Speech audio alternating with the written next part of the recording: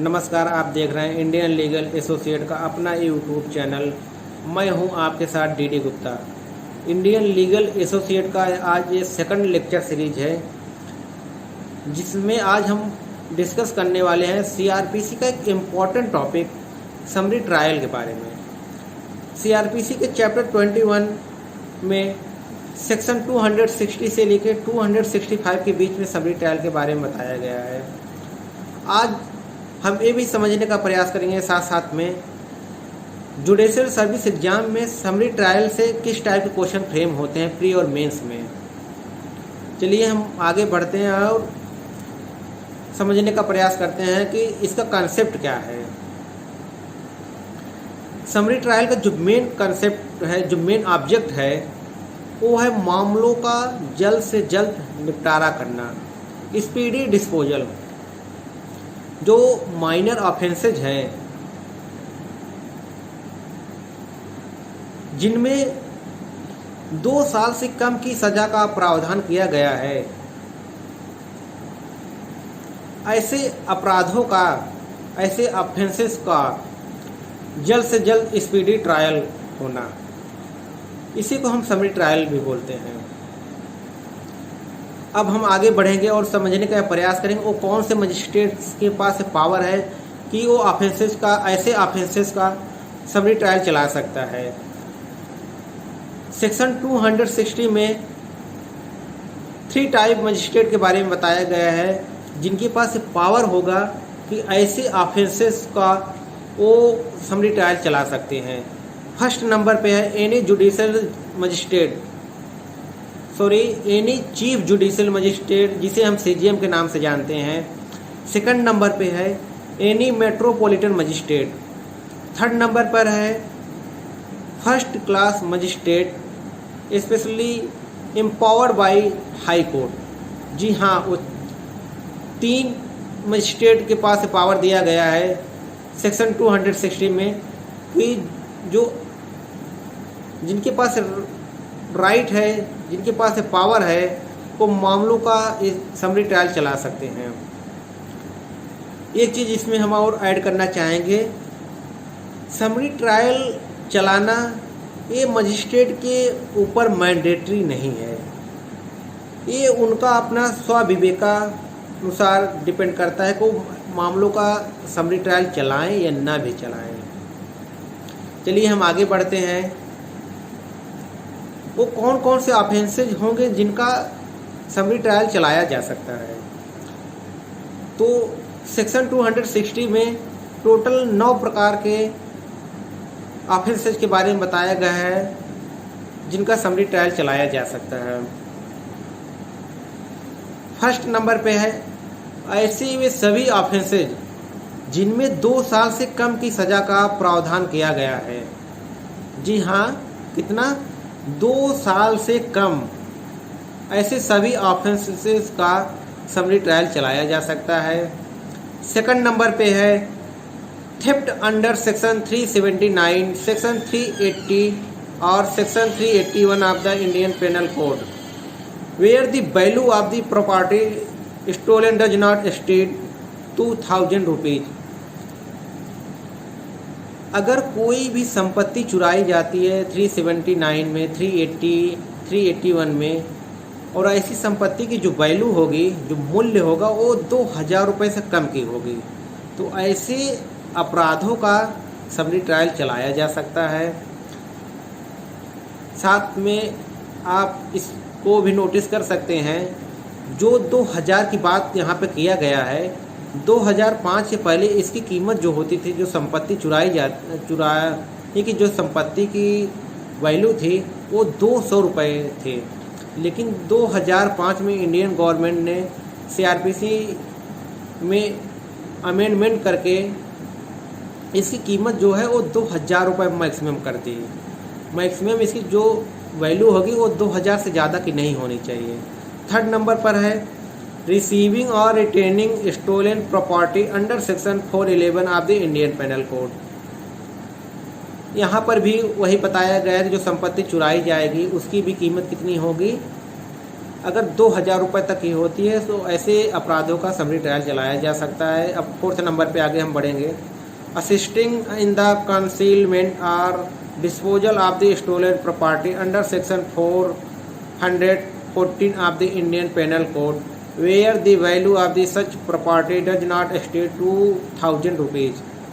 इसमें भी वही 2000 रुपये की बात को बताया गया, जो संपत्ति है उसकी जो कीमत होगी अगर ऐसे अपराध किए जाते हैं तो उस ऐसे अपराधों का भी समरी ट्रायल चलाया जा सकता है। अब आगे बढ़ेंगे 5th नंबर। Offences under section 454 and 456 of the Indian penal code. अगर कोई अपराध 454 एंड 456 में किया जाता है तो ऐसे अपराधों का भी समरी ट्रायल चलाया जा सकता है। 5th नंबर पे आया 6th number. Insult with intent to provoke a breach of the peace under section 504 and criminal intimidation. अगर किसी की इंसल्ट इस इंटेंशन से किया जाता है कि को लोग शांति भंग करे तो ऐसे अपराधों का भी समरी ट्रायल चलाया जा सकता है। अब 7th नंबर पे है amendment of any of the foregoing offences. जो अभी इसके पहले हमने डिस्कस किया जिन ऑफेंसेज के बारे में, अगर ऐसे ऑफेंसेज करने का कोई अटेम्प्ट करता है तो ऐसे अपराधों का भी समरी ट्रायल चलाया जा सकता है। 8 नंबर पे है any attempt to commit any of the foregoing offences when such attempt is an offences. जो अभी ऑफेंसेज के बारे में हमने डिस्कस किया, ऐसे ऑफेंसेज करने का प्रयत्न किया जाता है जो कि अपराध की श्रेणी में आता है प्रयत्न करना, तो ऐसे ऑफेंसेज का भी समरी ट्रायल चलाया जा सकता है। अब जो 9th नंबर पे है any offences constitute by an act in respect of which a complaint may be made under section 20 of the cattle trespass act 1871। जी हाँ, अगर कोई कैटल ट्रेसपास एक्ट का अपराध है जो अंडर सेक्शन 20 में कवर है तो ऐसे अपराधों का भी समरी ट्रायल चलाया जा सकता है। जी हाँ, चलिए अब हम आगे बढ़ते हैं। मान लीजिए समरी ट्रायल स्टार्ट हो गए किसी भी अपराध का, और बीच में मजिस्ट्रेट को ये लगता है कि नहीं, इस अपराध का तो वारंट केस के जैसे इसकी जो प्रोसीडिंग है होनी चाहिए, ये हीनियस क्राइम में आ रहा है। ऐसे कंडीशन में मजिस्ट्रेट के पास ये पावर है, वो मामले को फिर से रीस्टार्ट कर सकता है as a regular cases, regular trial, as a summon cases, as a warrant cases. अगर कोई विटनेस की जामीन भी हो चुका है तो ऐसे विटनेस को फिर से रिकॉल कर सकता है और मामलों को फिर से रीस्टार्ट कर सकता है। इतना तो आप लोगों को समझ में आ चुका होगा।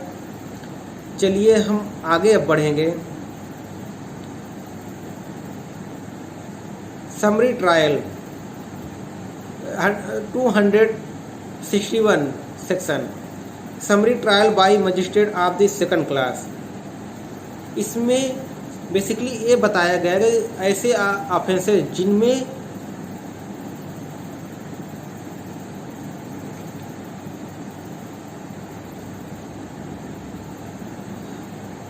जो पनिशमेंट की सज़ा है वो 6 मंथ मैक्सिमम है। तो ऐसे कंडीशन में सेकंड क्लास मजिस्ट्रेट अगर हाई कोर्ट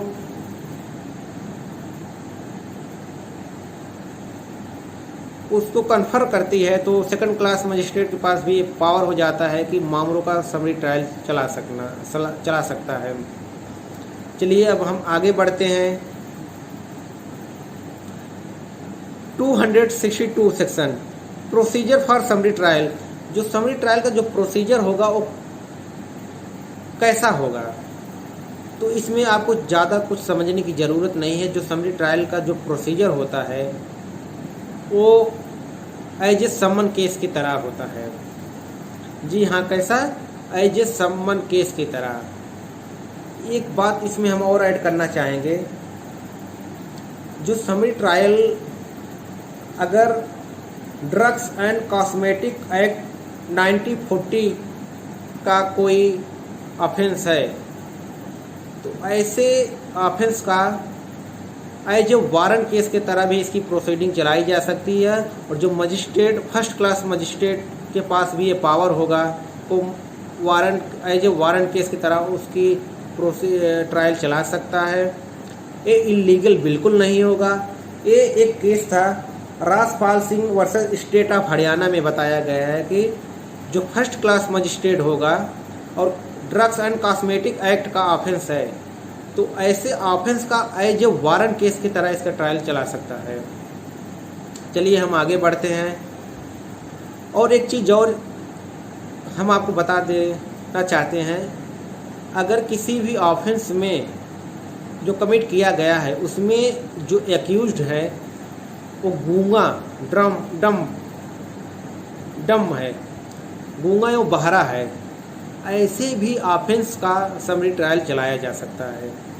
जी हाँ, ये बिल्कुल ये केस था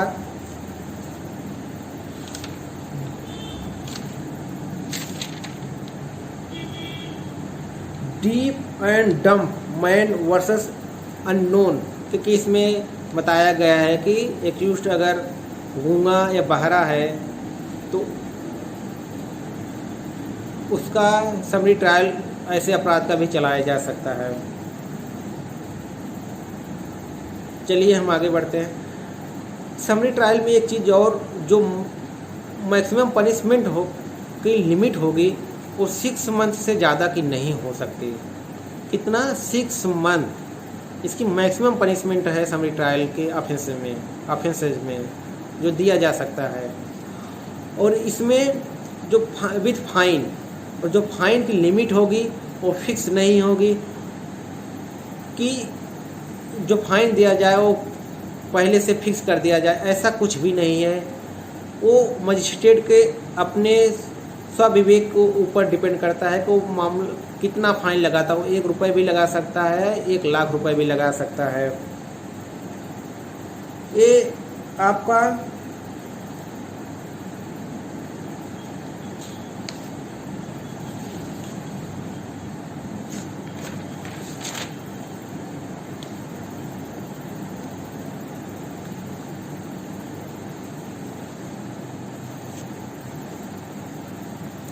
चलिए हम आगे बढ़ते हैं। Section 263 record in summary trial. जो समरी ट्रायल का record,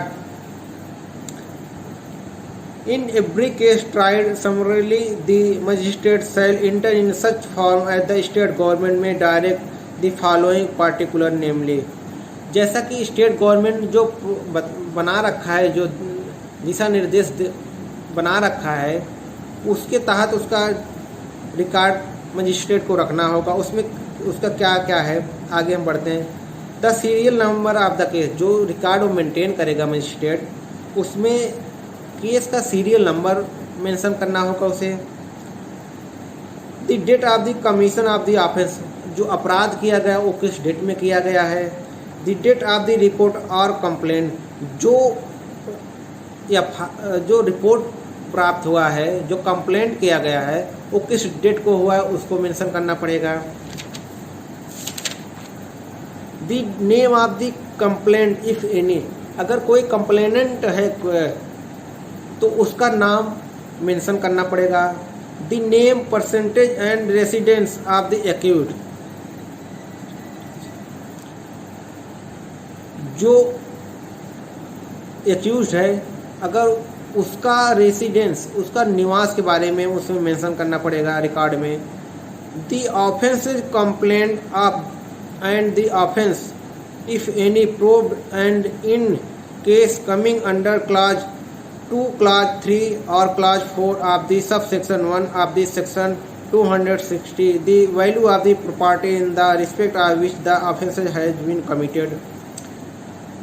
The plea of the accused and his examination, the finding the sentence और other final order, the date on which proceeding terminated. इसमें बिल्कुल आपको बहुत ज़्यादा कुछ समझने का ज़रूरत नहीं है।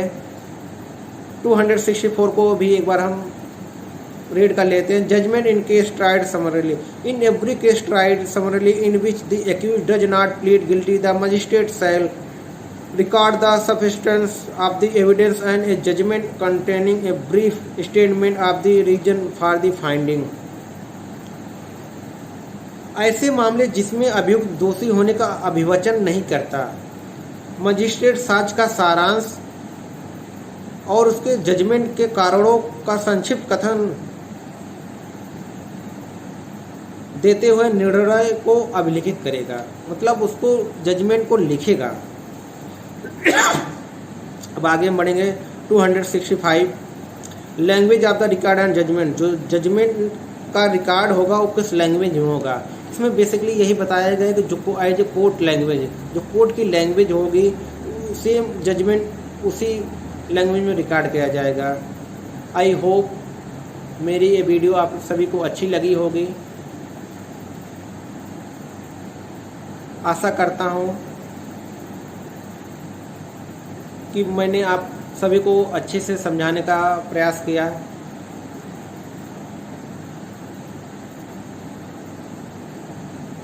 चलिए अब हम फिर नेक्स्ट टॉपिक पे आप लोगों के साथ रूबरू होंगे। नमस्कार।